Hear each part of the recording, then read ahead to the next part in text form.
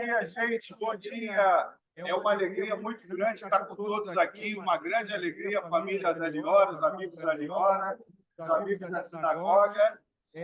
Toda quinta-feira, depois do serviço, a gente faz um estudo da Torá, um estudo, a maneira área que a gente faz, é um estudo feito por congregantes e convidados.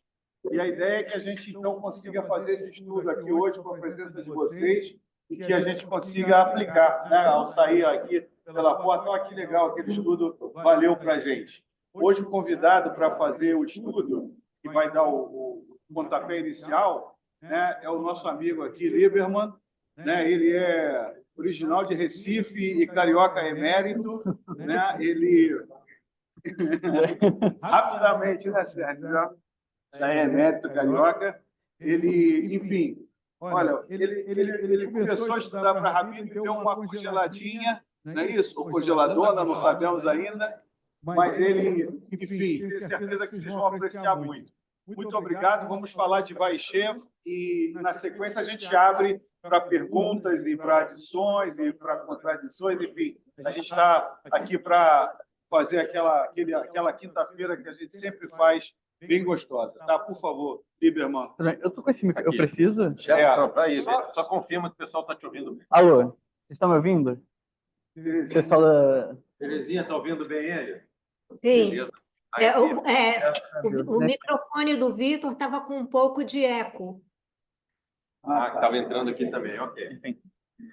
Primeiramente, bom dia, pessoal. Estou muito feliz com essa casa cheia e por um motivo muito lindo, que, inclusive, a gente tanto falou de luz e vai continuar falando de luz. E eu quero dizer que eu estou muito feliz porque eu não sei nem se a Liorinha está aqui. Ah, certo. Só para dizer que mais eu estou para a família e que eu estou muito feliz em dizer que eu divido a paraxá do Simcha Bar de Liora com a paraxá do meu nascimento. Quando eu nasci, a paraxá era Vayeshev também. Então, assim, é uma conexão muito linda, né? E com história muito linda. Então, assim, que, enfim, todas as bênçãos para vocês, que seja muita luz, que ela emane muita luz para esse mundo que a gente está precisando. E, enfim, então, antes da gente começar o estudo, a gente tem um costume na tradição judaica de fazer dedicações, dedicar a algo, no caso, consagrar, tornar algo mais sagrado. Então, eu queria abrir esse momento para que, nesse estudo, queria saber se vocês, alguém, ou algumas pessoas querem dedicar esse estudo a algo, a alguém, a saúde de alguém, a uma causa.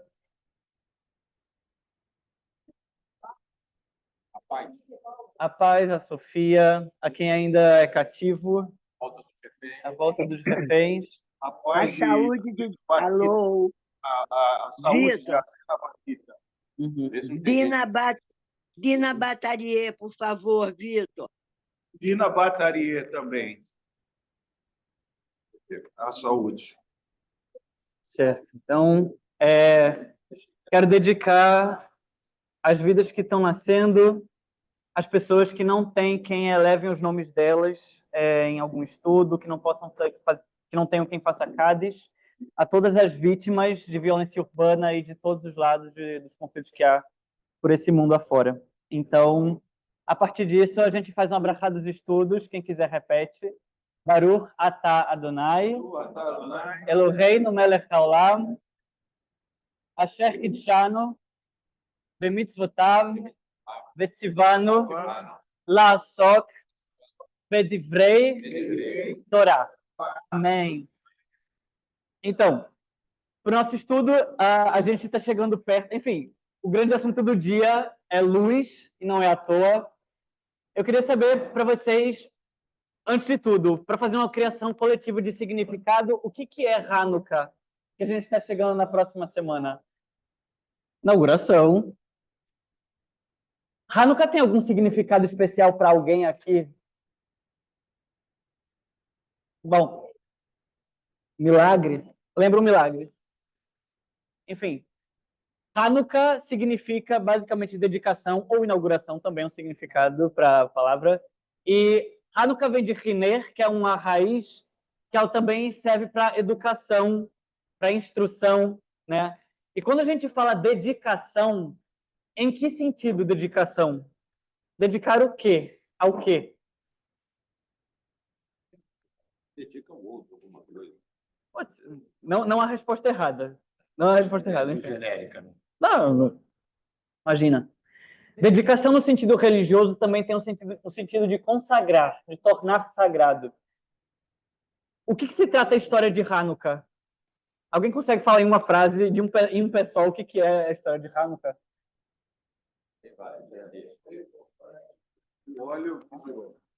É consagrar o templo, exatamente. Tornar sagrado novamente algo que por muito tempo foi vandalizado, que por muito tempo foi marginalizado por um grupo de pessoas vulneráveis, um grupo de pessoas que não sabiam o que vinha adiante, mas se juntaram para fazer esse milagre que a gente celebra até hoje.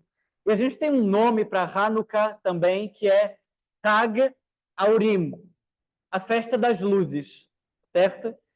Mesmo que não seja um Hag, né? Não é considerado um Hag de acordo com a tradição judaica em si, mas é uma festividade, a gente celebra igual, né?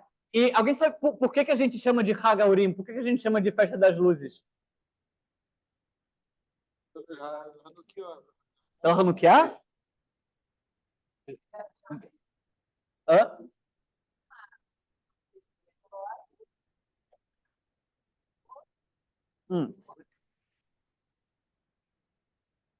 Aham. Então, isso é um significado que a gente dá e que é validíssimo. A grande maioria das pessoas liga Hanukkah a esse fato, a esse milagre, né? Mas o registro mais antigo que a gente tem sobre por que Hanukkah é chamado de Festa das Luzes data do século I, por uma pessoa chamada Yosef ben Matityahu, que era um historiador da época. Veja, já existiam historiadores, e ele era um deles. Ele falava sobre a vida misturada com a presença dos romanos. E ele fala que a gente chama de Hagaurim, na verdade, porque foi trazida à luz a possibilidade da gente voltar às nossas tradições quando a gente retomou o templo. Essa é a explicação mais antiga que a gente tem do porquê Hagaurim. E por isso, a gente vê como na tradição judaica a palavra luz é uma palavra que tem vários significados. Não é dado apenas um, né? Como o Rav Sérgio falou ali, a gente até usa a palavra or, luz, para se referir à Torá. Que outras coisas a gente pode se relacionar à luz na tradição judaica? Alguém sabe? Alguém pode sugerir? Sabedoria. A Deus. Sim, Deus é visto até como uma luz, até porque a luz em si assim, a gente não pode ver luz. A gente sabe que ela está presente a partir do momento que a gente consegue enxergar, diferenciar as coisas. Por isso é muito alusionado também a Deus. Mas, enfim. E também, além disso, a gente está falando de luz na tradição judaica como uma forma não assim de emanação, no sentido de que tudo que a gente emana também vem de luz. Então, assim, tudo que a gente também pode trazer ao mundo. Justiça. A gente, quando fala de trazer justiça, trazer paz, trazer amor, trazer vida, trazer sonhos, a gente também fala de emanação de luz. Também é uma atitude de emanar algo, certo? O que acontece é que eu vou trazer um trecho da tradição judaica que fala sobre luz, que vai interligar com o que a gente está falando aqui, certo? Eu peço perdão, porque eu estava com essa fonte aberta. Não saiam da ligação, sua ligação é muito importante para nós. Um segundo. Então. Hakshinya, um segundo, perdão. Ok. Então, existe um texto chamado Sefat Emet, que é do século XIX, que fala o seguinte, que é do Rav Alter de Ger, que diz: especialmente nessa época, quando as luzes foram miraculosamente acesas para Israel, mesmo sem ter óleo suficiente, ainda permanece a luz até hoje, para nos ajudar, com a ajuda dessas velas de Hanukkah, a encontrar essa luz oculta dentro de nós. As velas de Hanukkah são um símbolo espiritual, a luz dos mandamentos pelos quais buscamos nosso eu interior. Buscamos a luz divina oculta dentro de nós mesmos. As mitzvot são velas que buscam a luz, instrumentos dados a nós para nos ajudar nessa busca. O que vocês consideram a luz dentro de nós que a gente tem que emanar? O que seria essa luz? Ele não especifica. Força.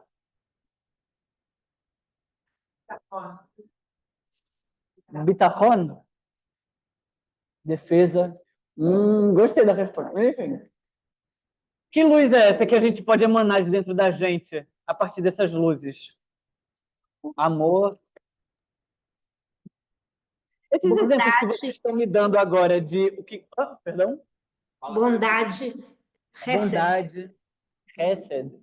Lindo. Imagina, o que é isso? Amor. Uhum. Quando vocês falam isso, assim, eu estou perguntando a vocês o que a gente pode emanar. Muitas dessas respostas, eu imagino, tem a ver também com coisas internas suas, muito individuais. Às vezes é o que a gente também está procurando na gente, ou que a gente está vendo como necessário. Não é? Algo que está escrito no livro de Mishlei, de Provérbios, que liga ao que o Rabino de Alter está falando, é a seguinte frase, que é K'mech mitzvah v'torah or, v'derech chaim tochot musar. Ou seja, porque o mandamento, a mitzvah é ner, é uma lâmpada, e a Torá é luz. E as instruções, as repreensões das instruções são o caminho da vida. Ou seja, a Torá aqui, como o Rav falou, está sendo dita como luz. E os mandamentos, as mitzvot, são a lâmpada, ou seja, é onde carrega essa luz. Mitzvah é necessariamente ligado às nossas ações, certo? Tanto que no Talmud fala que uma lâmpada, ou seja, uma lâmpada é chamada de ner e a alma de uma pessoa também é chamada de ner. Ou seja, os nossos corpos, a gente é quem provê essa luz ao mundo a partir das nossas ações, a partir das mitzvot, seja de fazer ou deixar de fazer. A partir disso, tem um aforismo da Torá que é considerado o grande guia de todas as mitzvot que envolvem as interações humanas. Esse aforismo é Ve'ahavta le'reacha kamocha. Alguém sabe o que significa? Ame ao próximo como a ti mesmo. É uma mitzvah que começa do fim. Primeiro a gente tem que criar um afeto por si mesmo para poder conseguir estender esse amor aos outros. De acordo com a tradição judaica, com a própria Talmud, que fala Rabi Akiva Omer, Rabi Akiva Omer, Klal Gadol Batorá. Ou seja, esse aforismo é grandioso. Ele guia tudo o que a gente fala das nossas relações interpessoais, com a relação que a gente tem com o outro. Quais mitzvot que a gente pode relacionar com com relações interpessoais? Gemilut Hassadim, ações de bondade para com as pessoas. Bikur Cholim, visitar as pessoas que estão doentes. Tudo isso envolve relação de que algo que eu espero que façam comigo, mas eu também tenho que fazer com as pessoas. É um caminho de mão dupla. Certo? E Maimônides, ele fala algo que é que para mim é incrível, que eu acho que tem total relação com esse aforismo, que é: portanto, devemos nos ver ao longo do ano como se nossas ações e as do mundo estivessem equilibradas entre o bem e o mal, de modo que nosso próximo ato possa mudar tanto o equilíbrio de nossas vidas quanto o do mundo. Ou seja, com a ação individual da gente, a gente pode parecer... Somos 1 em mais de 7 bilhões de pessoas. É muito difícil a gente achar que uma ação unitária pode fazer uma grande mudança. É muito difícil a gente conseguir pensar que uma mini ação minha pode causar uma grande ação no mundo. E essa paraxá da gente de Vayeshev mostra que não, muito pelo contrário. Uma ação individual muda muito. Vayeshev fala de Yosef, inclusive meu nome é hebraico. Enfim, e juro que não tem nada a ver com a paraxá. Saiu... Meu nome é Yosef em hebraico. Enfim, e a história de Vayeshev fala de Yosef, mas eu não vou focar em Yosef tanto, e sim um personagem que aparece que é o irmão dele, Ruben. Certo? Por quê? No momento em que estão os irmãos dele conspirando... todo mundo aqui tem familiaridade com a história de José, de Yosef, e dos irmãos dele, e de toda aquela situação. Não, é basicamente que Yosef, né, é o filho preferido de Yaakov, e Yaakov, durante toda a vida dele, faz muitas coisas meio complicadas, né? Assim, uma delas agora dá essa preferência a Yosef, e todos os irmãos ficam com toda, assim, ciumados, eles ficam mal, eles ficam, poxa, como é possível nosso pai ter tanta predileção explícita sobre o nosso irmão ao invés da gente, né? E nessa situação, o que acontece é que os irmãos de Yosef conspiram contra Yosef, e no momento mais oportuno, eles decidem fazer um ato muito fofo, né? Matar. Aniquilar, tirar a vida do irmão. Imagina o nível de raiva, o nível de ódio que eles estão sentindo a querer tirar a vida, tirar a vida de um ser humano, inclusive o próprio irmão, que é carne da carne deles, sabe?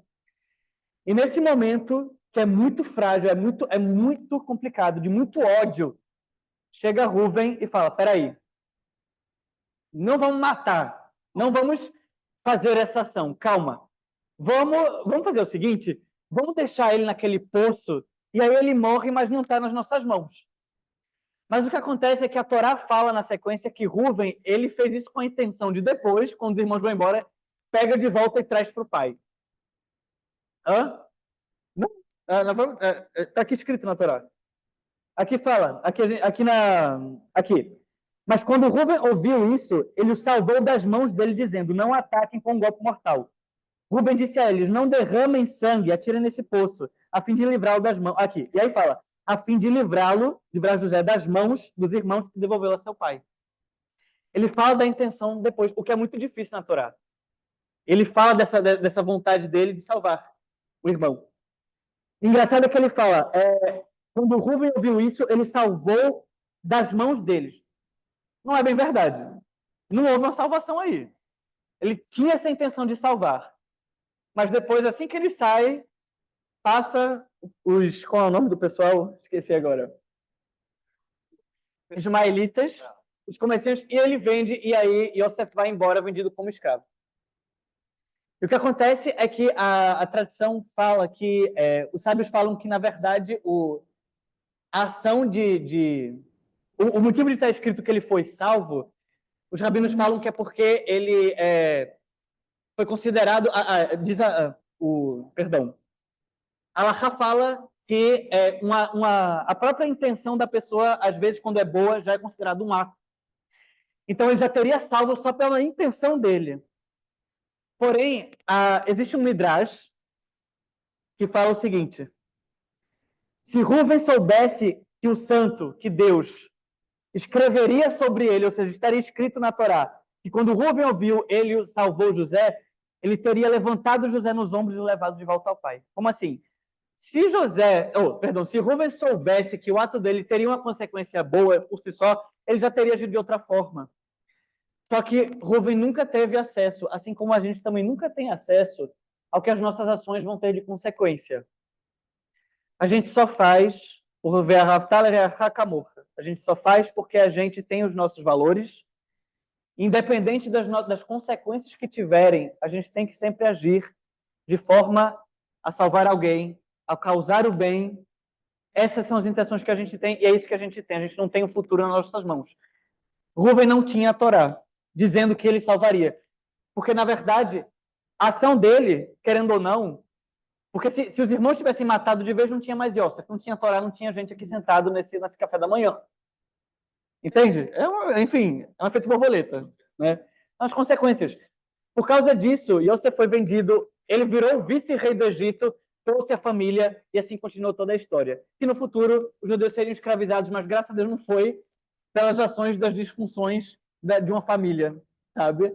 E sim por outras consequências que não nossas. Então, o que acontece é que durante toda a história judaica e não judaica, muitas vezes a gente agiu e age de forma, inclusive em momentos de muito ódio e de muita polarização, a gente tem o dever de dizer, eu não sei o futuro, eu não sei a resposta do futuro, eu não sei o que vai se levar daqui em diante. Só me resta agir com os meus valores de bondade, agir com os meus valores de comunidade, de responsabilidade com o outro. E a partir disso, do nosso entendimento, se ele tem essa base de amor e de levar justiça, é o que nos resta, e a gente tem que agir dessa forma. E a partir disso, é que a gente age dessa forma, a gente age que nem Rúven. e garante a continuidade, que a gente não sabe o que vem adiante. Nos resta trazer luz.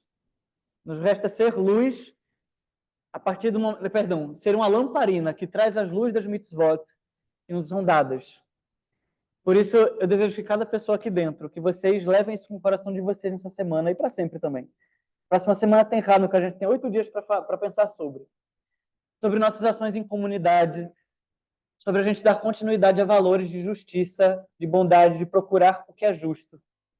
Mesmo que às vezes a gente não concorde com qual fim que se leva a justiça. Mas se a gente leva, em algum lugar vai chegar. Que seja bom e é isso que a gente deseja. Entende? É isso. Então, é isso. E aberto agora para comentários, o que vocês têm sentido, o que vocês sentiram com isso tudo, ou também alguma Torá que vocês queiram trazer a partir de algo que vocês já leram dessa paraxá essa semana, ou de Hanukkah. Obrigado, André. Não, realmente muito poderosa essa mensagem da gente fazer o bem sem querer enxergar, né? Sem saber o que vem. Sem saber o que vem. Mas faz de graça mesmo, porque é assim que a coisa dá certo. Agora, de maneira assim, ser vela virou uma coisa positiva agora, né? Quer dizer, você é vela, né? A gente agora tem um sentido positivo para isso. Não, ser vela, ele trouxe um sentido positivo. Agora você está sendo vela. A gente ser vela, quer dizer, a gente está carregando a gente que é o meio para carregar as mitzvot, não é isso? Então, é isso que é muito importante. Quer dizer, que onde que essas mitzvot vão? Com a gente, não tem outro meio de carregar essa luz, não é isso? Bom, obrigado mesmo. Vamos abrir aqui para a roda de adições. Ó, Silvio Harburger. Tem um microfone por aí, ó. Tem aí, ó. Vê se está ligado aí, Silvio. Está com a luz aqui. Talvez outra interpretação para o ato de Ru. Que mais alto? Então, está ligado? Você vai virar. Não sei. Esse está ligado só para fora, não. Então, mais uma interpretação aí para o ato de Rubem, e não querer derramar sangue. Isso como um lado de boa ação, não querer verter sangue, mas também um lado pragmático, como havia uma inveja muito grande dos irmãos em função da maneira como o pai privilegiava o irmão. Olha, se ele é tão maravilhoso e pode fazer milagres, pode fazer tudo, fala milagre, Hanukkah, pode fazer tudo, sabe, consegue, faz tudo, vamos jogá-lo no poço e, se ele for tão maravilhoso, ele vai conseguir safar-se.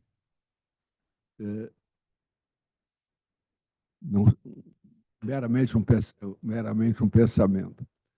E a questão que você trouxe aí, a questão da luz e tal, alguns aforismos, um que está escrito na parede aqui em frente, Ner Adonai Nishmat Adam, que também, quer dizer, a luz, o sentimento, a inspiração de Hashem será a inspiração da alma humana. Uma tradução livre. Aqui, Já tem gente aqui? Tem aqui. Por favor. Oi, rapidamente. Só porque o microfone já está aqui do lado. Bom dia, Boker Tov. Só assinalando, né, apesar da gente já saber, mas Reuven era o Bechor, era o primogênito. Então, não à toa, o mais velho entra com uma consciência ali para dar um redirecionamento da intenção primeira dos invejosos, né? Da morte, que seria um assassinato, na verdade, não seria matar, seria assassinar, é uma intencionalidade ainda mais grave, e pelo lado que a gente pode pensar da personalidade, apesar da sugestão de Reuven, ele não quis, talvez, se indispor com os outros irmãos, né? Queria continuar ali Bechalom, né, com os demais e propôs essa alternativa, digamos assim, né? E ressaltando realmente a Kavaná, que a intenção, a intencionalidade, que anos e séculos depois foi a inspiração máxima de Russell, de Edmund Husserl, filósofo, né, judeu, inspirou psiquiatria, inspirou a psicologia, e é um conceito central no judaísmo, do judaísmo. Muita gente que não é judeu não sabe disso, dessa condição desse filósofo. E, dependendo da intenção, quantos midrashim não temos aí, e para, nos julgamentos dos atos, né, levar a ponderações diversas. Então, eu acho que essa paraxá traz esse exemplo para a gente praticar esse julgamento de acordo com a Kavaná. Toda. Continuando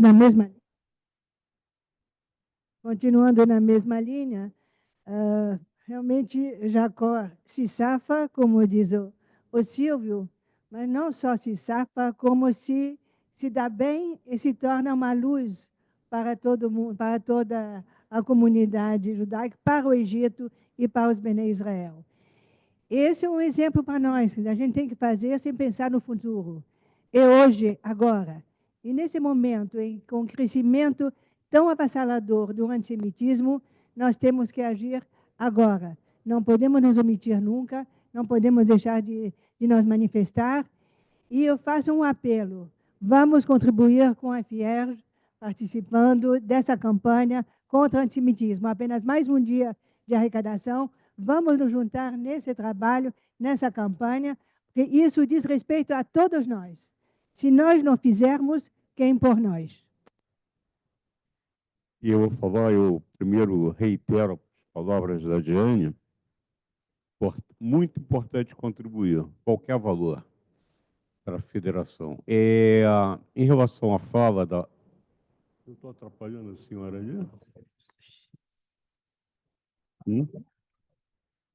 Eu estou atrapalhando a senhora, não? Obrigado. Em relação ao comentário da Paraxá que foi feita, eu acho que a gente é realmente uma luz, né, e que é interessante até que na tradição racídica, né, do dia do nosso aniversário, nós estamos mais propensos a ter dar brarrota para as pessoas. E tem situações que a gente pensa no futuro e outras que não pensa. E a gente causa impacto e deve causar impacto nas pessoas.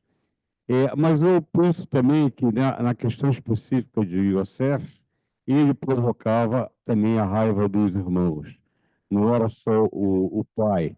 Quando, por exemplo, ele diz que os irmãos e os pais vão se render a ele como as estrelas do céu, né? Né? Era o quê?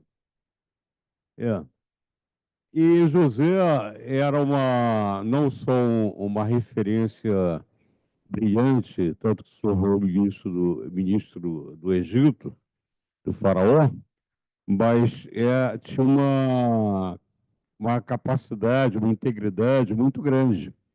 Mesmo assim, ele vai no momento lá que os irmãos vão no Egito depois, e ele põe lá uma taça na sacola de um dos irmãos para reter ele lá. Então, e por que eu estou comentando isso? Eu acho que as pessoas, por exemplo, podem não matar alguém, mas também, se tiver alguém se afogando, se for um inimigo, não obrigatoriamente vão salvar essa pessoa. E aí eu faço uma pergunta. Nós, como judeus, ou até como seres humanos, se alguém está se afogando e a gente odeia aquela pessoa, se a gente tem a obrigação de salvá-la. Obrigada. Não sei.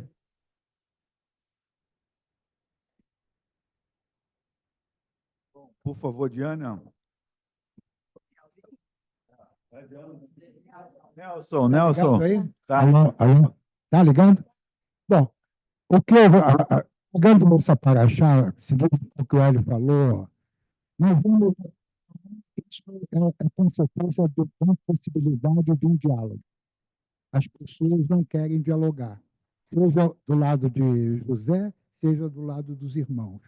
Isso daqui aparece em todo Bereshit, porque, no fundo, Bereshit é a história de uma família, não é um povo, é a história de uma família. Nós vemos com Caim e Abel e a Torre de Babel, quer dizer, todos os episódios que vão em frente mostram essa não, digamos assim, não vontade de dialogar, de se abrir ao outro. Então, essa paraxá, para mim, me traz essa mensagem. E essa mensagem, hoje, é uma situação que o povo judeu está enfrentando, particularmente em Israel. A sociedade israelense está profundamente dividida, seja do ponto de vista político, mas do ponto de vista, digamos assim, de intenção, de ideal. Nós temos os Haredim que não querem servir o exército, nós temos uma maioria governamental que quer promover uma mudança, uma revolução no sistema judiciário que pode levar Israel a uma ditadura de um pequeno grupo. A disfunção, quer dizer, a discussão em relação aos Hatufim, em relação ao processo de paz, e principalmente as relações entre os nossos irmãos que vivem em Israel e nós que vivemos na diáspora. Eu acho que, nesse momento, nós temos que aprofundar uma meditação, um pensamento muito claro, tá certo? Do problema que nós estamos enfrentando e a necessidade de nós dialogarmos, nos abrirmos para o outro. Inclusive, a festa de Hanukkah também é uma revolução. É o levante de um grupo contra outro grupo que dominava o templo. Tá certo? Também tem quer dizer, basicamente, do meu ponto de vista, o milagre foi uma coisa que se enfeitou, depois. Quer dizer, mas a consequência, a profundidade foi a discussão, o enfrentamento de dois grupos. Um grupo que estava dominando o templo, corrupto, e outro grupo que queria sanear a situação e trazer o povo judeu para as suas origens. Então, essa é a grande mensagem dessa paraxá e a mensagem de Hanukkah, do meu ponto de vista.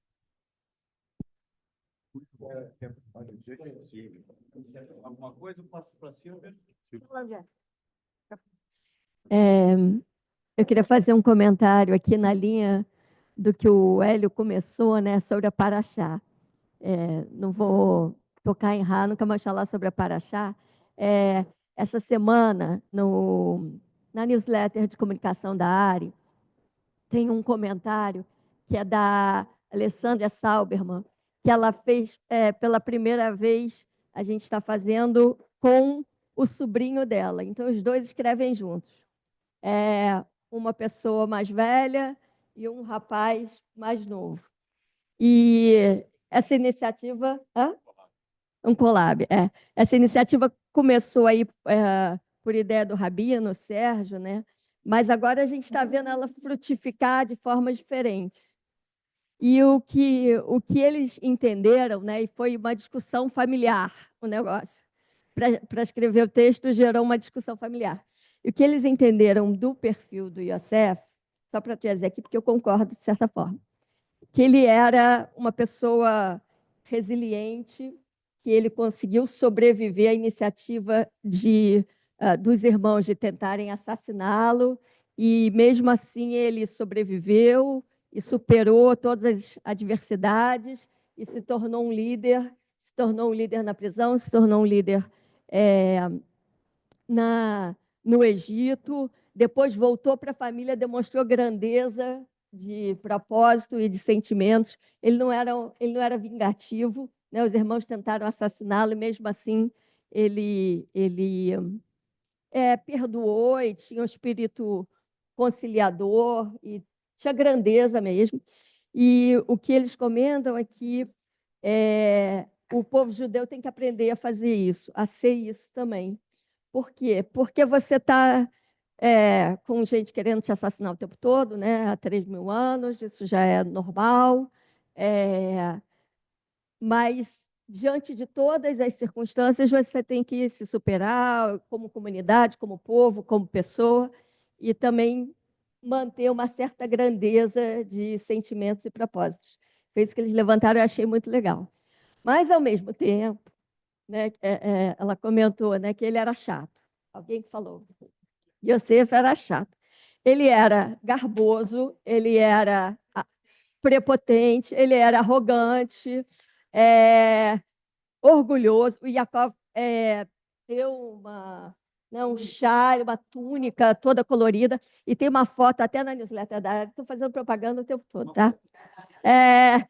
Não, é um desenho, uma ilustração, que é meio forte, eu acho, porque é um ser humano muito lindão.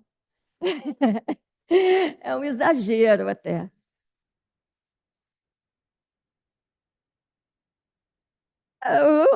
Né? É nature e nurture, né? A mistura da criação com o que você é mesmo, né? Porque nem todos os irmãos são iguais, né? E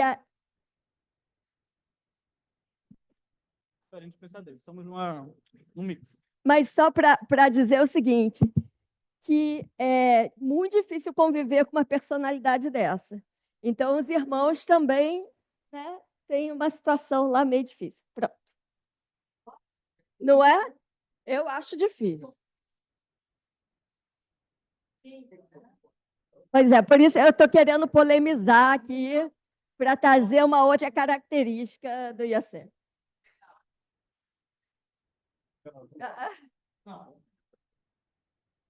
O que é interessante dos personagens da Torá é que são todos muito humanos, sabe? Tipo, isso é que é o mais interessante da Torá, que os nomes que a gente dá nas nossas crianças e que temos, sabe? São de pessoas que são tão humanas quanto a gente. Yaakov, de acordo com a tradição judaica, Yaakov, ele estava mais próximo do que Deus queria para a humanidade quando criou Adão, que era basicamente se tornar cada vez mais humano.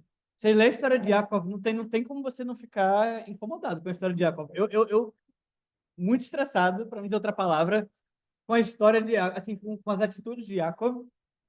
Mas você vê que ele é tão pessoa quanto eu, quanto você. Yosef também, sabe? Tipo, e é legal essa possibilidade de a gente parar e poder comparar essas coisas. Tantas coisas muito incríveis que Yosef pode representar, quanto as que não são tão boas, e que, de acordo com as épocas que forem mudando, a gente vai interpretar de outras formas. Pode ser que o que a gente considere horrível hoje seja bom no futuro, só Deus sabe. Entende? Mas isso é que eu acho que é o mais legal, é poder olhar como nem tudo ali é sobre um arquétipo de perfeição, até porque eles são tão humanos quanto a gente, é sobre a gente levar em consideração isso de ser... O que a gente tem em comum é que, pelo menos a maioria dos personagens da Torá, todos tentam cada vez mais atingir o nível de uma boa relação com o entorno, seja Yaakov com o irmão dele, seja Yosef com os irmãos e os irmãos com Yosef, perdão, sabe? E de outros personagens também. Então, acho que é muito legal. Pois não.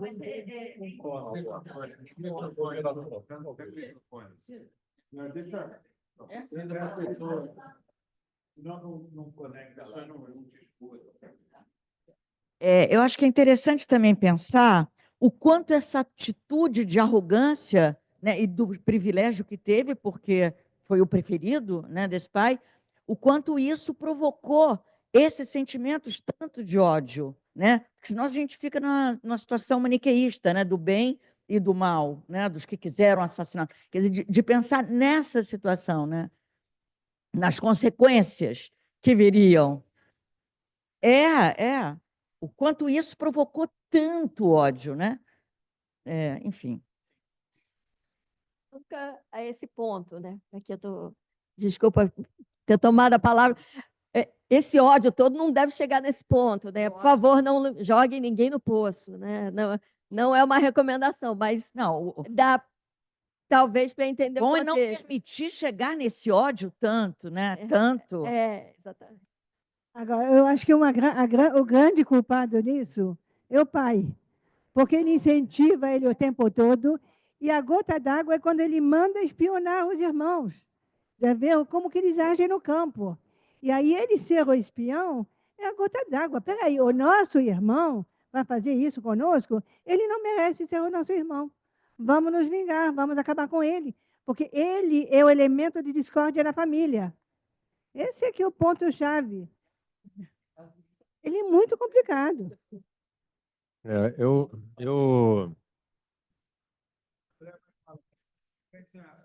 Vai falar o nosso decano Germano e eu sei uma coisinha. Primeiro queria agradecer mais uma vez o André aqui, porque é maravilhoso a gente ouvir ele. Infelizmente, é apenas a segunda vez que eu ouço ele aqui, gostaria de ouvir mais.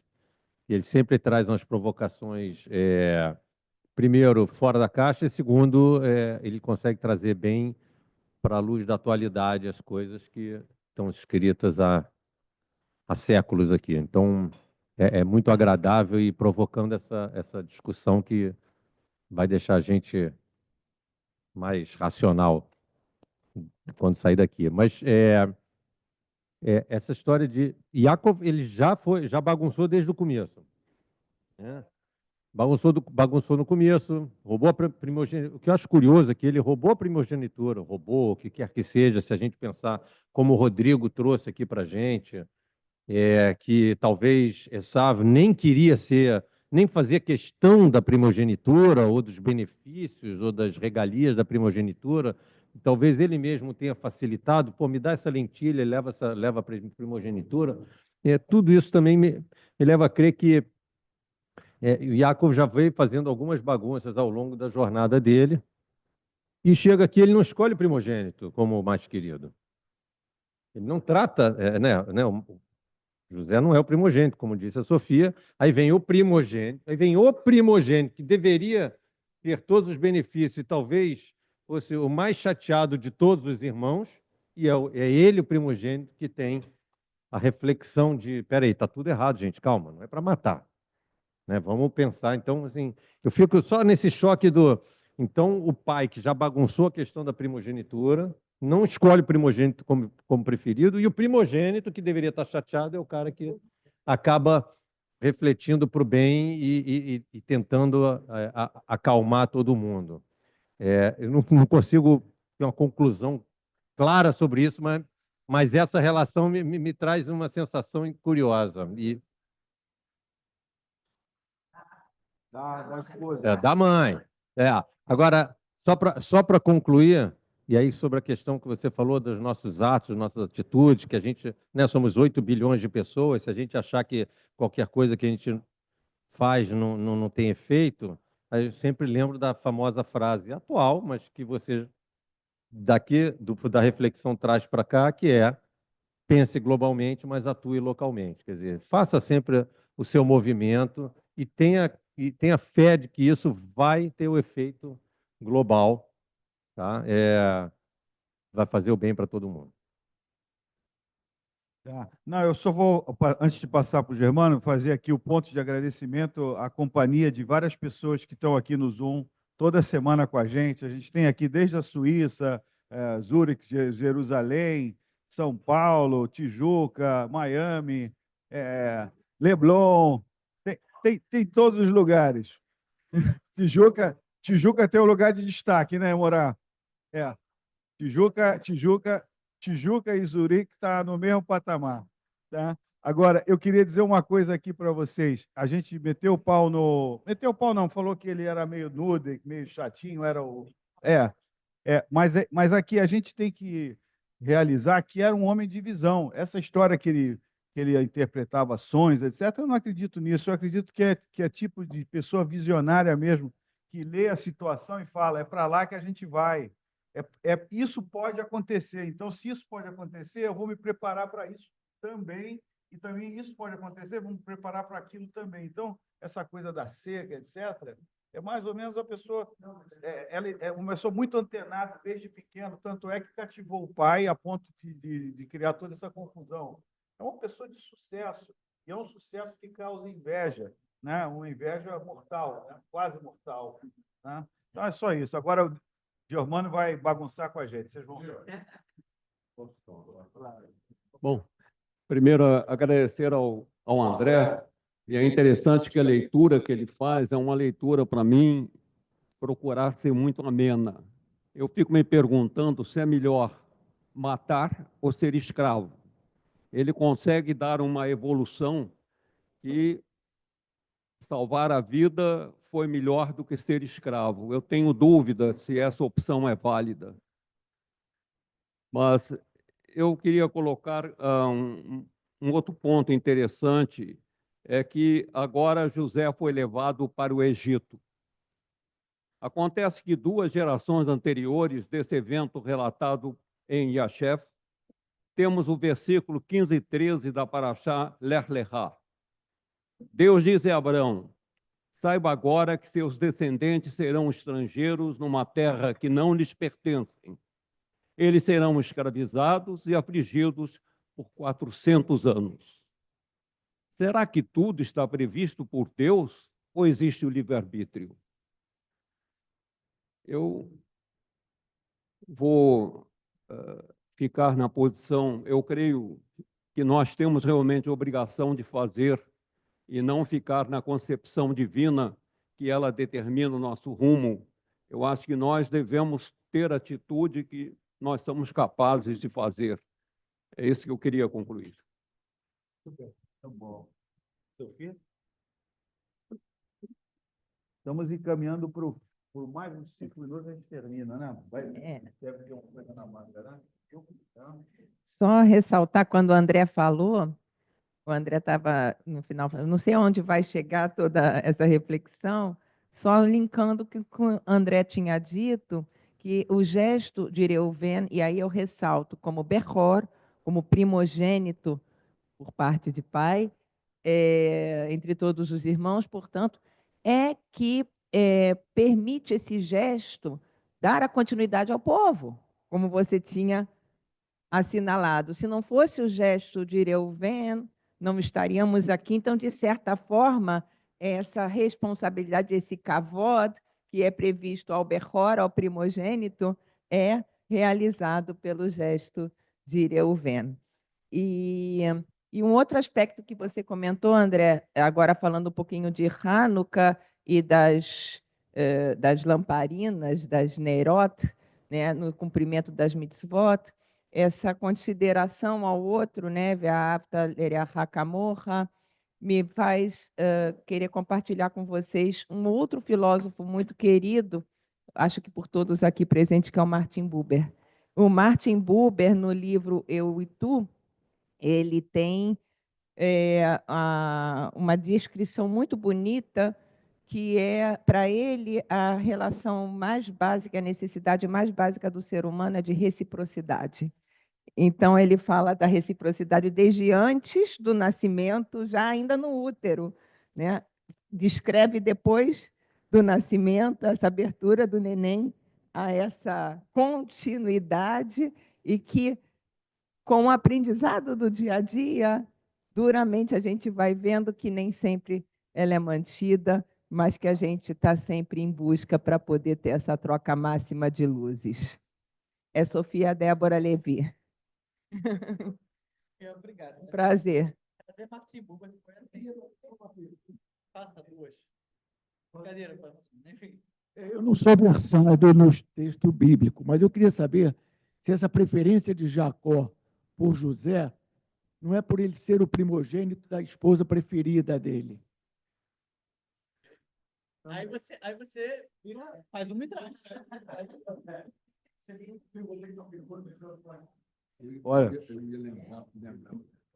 Olha, estamos encaminhando para o fim aqui, né? A gente vai terminar quase 1 hora de apresentação e debate, né? Eu queria deixar esses momentos finais para um fechamento do André e queria aqui, com toda a propriedade, mencionar que Brasília, né? A Cláudia está em Brasília, eu não falei de Brasília, e aqui a Mara, né? A sobrinha, né? Sobrinha de Belo Horizonte, que está sempre presente também nessas sessões. Então, por favor, André, alguém... Ah, claro, Ana. Claro, Ana. Peraí, então tem... Vai acabar ainda. Peraí. Tem a Ana e tem Não, eu acho que, dentre tudo isso que nós falamos, dentre tudo que foi dito, eu acho que uma palavra também seria comprometimento, até fazendo um link com o Germano. As ações, elas também estão ligadas ao comprometimento. nosso comprometimento seja local, primeiro nosso com nós mesmos, com as nossas escolhas, com os nossos caminhos, um grupo menor, com a família, com as comunidades que a gente pertence e com o mundo em geral. Qual é o nosso comprometimento? Acho que as nossas ações passam por essa questão do nosso comprometimento com a vida.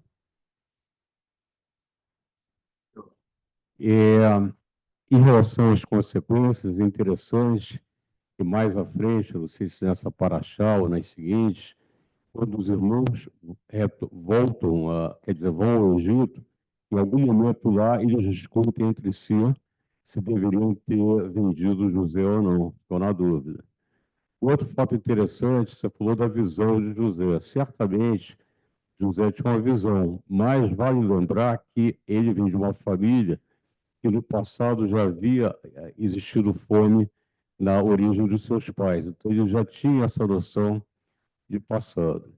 E, por último, eu queria comentar em defesa de José, embora ele fosse garboso, como foi dito, então, ele era temente a Deus, ele só não prejudicou, eu não me lembro se isso está natural, se é midrash, mas ele só não prejudicou os irmãos porque ele poderia ter dado troco, né, quando os irmãos chegaram, e ele era temente a Deus.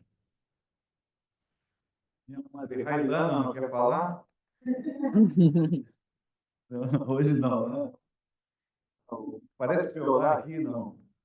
É, que bom. Então tá, vamos lá fechar aqui com o nosso nobre Lieberman. Tá ligado, tá ligado. Você tem... Não. Só para dizer que, assim, de novo, são várias as visões que vão surgir a partir de... Enfim, acho que é isso. Acho que os personagens que estão na Torá, eles existem exatamente para a gente ter esse tipo de discussão.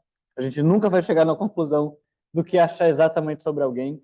E isso é o que é o incrível, né? Assim, quando a gente está em Pessah, o que significa liberdade na tradição judaica? Dentre os vários significados, um deles é o poder de questionar, de perguntar, né? E poder discordar. E, a partir disso, são narrativas que dão muitas nuances. Assim, a nuance que eu mais abraço, realmente, é essa de Martin Buber, sabe? Tipo, da relação do eu e do tu, que eu acho belíssimo. Martin Buber é religioso, inclusive, né? Morreu em Israel, ele foi para Israel, faleceu lá, né? E quando ele fala... E, para mim, isso é é o que move a gente quanto relação humana, no sentido em que, assim, literalmente, um exemplo bem prático. Você pega um bebê recém-nascido, vou colocar ele aqui, assim, pronto, bebê, faz aí o teu, sobrevive. Nós não somos seres independentes, que tudo é sobre a nossa vontade, tudo sobre nós, a nossa individualidade, e que somos seres que sobrevivemos a partir dos nossos interesses, como muita gente defende. Pois então que sobreviva sozinho, ele não sobrevive. Pelas questões materiais, porque a gente precisa do outro para sobreviver nesse sentido físico. Porém, se eu estou falando com vocês nesse idioma, é porque tiveram pessoas que se organizaram para falar, para criar esse idioma, a roupa que você usa, a comida que a gente está comendo, tudo isso aqui é um grande ninho de relações. A gente só continua a nossa vida com a relação com os outros, sempre. Então, a partir do momento que a gente prefere quebrar relações do que ter alguma linha tênue, é uma possibilidade. Isso não é inviável. Mas vão ter consequências e que, sinceramente, eu acho que, de novo, da visão em que eu abraço, enquanto manter relações humanas e dar uma continuidade para uma melhora dentro da humanidade, eu acho que realmente a gente tem que sempre procurar lembrar de que eu não sobrevivo sem você, eu só vivo porque você existe, eu só existo porque você existe, eu só existo porque você existe, entende? A gente é uma linha, em algum momento se bate o momento do porquê que você está conectado comigo, seja por sangue, seja pela nossa vivência comunitária, seja só por ser gente. Então, até pelas nossas diferenças, entende? E nisso, essa loucura do que é ser gente, do que é ser humano, do que é ser pessoa e do que é ser comunidade também. Então, acho que é por isso. Entende? Quando acabou. Então, maravilhoso. Muito obrigado, André. Muito obrigado. Então, aqui a gente vai encerrar a gravação e a transmissão, dando um bom dia a todos. E a gente vai fazer agora a Birkat Amazônia, o livrinho deve estar aqui, página 7. Vamos lá, quem vai cantar hoje? Você, Silvio. Nelson quer cantar? Silvio vai cantar. Silvio, por favor. Silvio.